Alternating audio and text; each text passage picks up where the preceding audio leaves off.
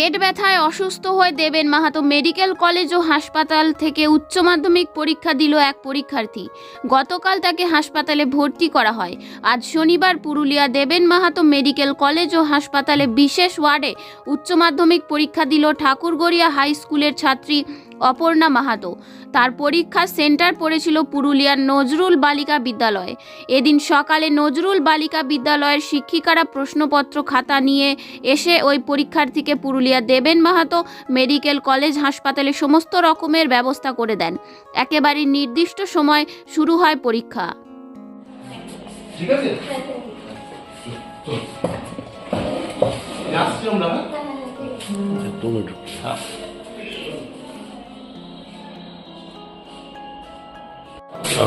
উচ্চ মাধ্যমিক পরীক্ষার্থী কজন হসপিটালে পরীক্ষা দিয়েছে?